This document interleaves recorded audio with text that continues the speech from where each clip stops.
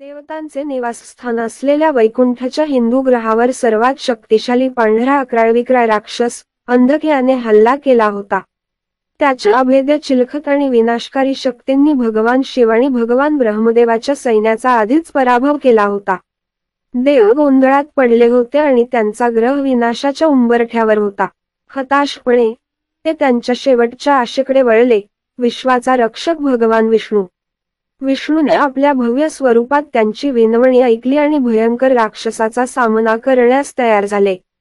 त्याच्या विश्वासू चकत्या सुदर्शन चक्रासह विष्णू वैकुंठाचे रक्षण करण्यासाठी आणि विश्वाचा समतोल पुनर्संचित करण्यासाठी निघाले।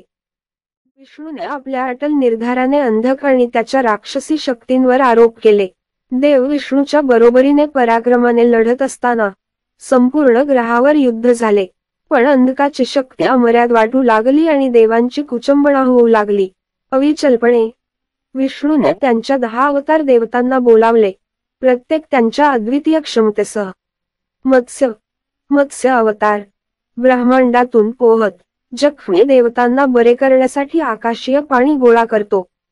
कूर्म कासवाचा अवतार त्याच्या कवचात माघार घेऊन देवांचे अंधकच्या हल्ल्यांपासून रक्षण केले। वराह अवतार त्याच्या दांड्याने अंधकच्या चिलखतांना छेदून पुढे चालला। युद्ध तीव्र होत असताना विष्णूने आपले सर्वात शक्तिशाली अवतार सोडले। नरसिंह पुरुष अवतार आपल्या वस्त्रा तीक्ष्ण पंजेने अंधकचे संरक्षण फाडले। वामन बटू अवतार अवाढव्य आकारात वाढला आणि त्याने अंधकच्या सैन्याला पायाखाली चिरडले। शेवटी दैवी राजकुमार अवतार असलेल्या कृष्णाने अंधकाशी सामना केला। त्यांची शस्त्रे दैवी शक्तीच्या नेत्रदीपक प्रदर्शनात भिडली। 10 अवतार देवता आणि विष्णू यांनी मिळून अंधकाला वेठीस धरले, त्याचे चिलखत उद्ध्वस्त केले आणि त्याला ग्रहातून हद्दपार केले। आसुरी शक्ती पळून गेल्यामुळे वैकुंठाचा ग्रह वाचला। देवतांना आनंद झाला। विष्णू आणि त्याच्या अवतारांप्रती त्यांची कृतज्ञता विश्वात प्रतिध्वनित झाली।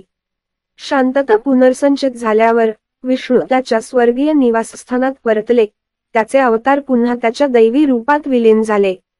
विष्णूच्या शाश्वत संरक्षणाखाली विश्व सुरक्षित आहे हे जाणून देवतांनी उत्सव साजरा केला।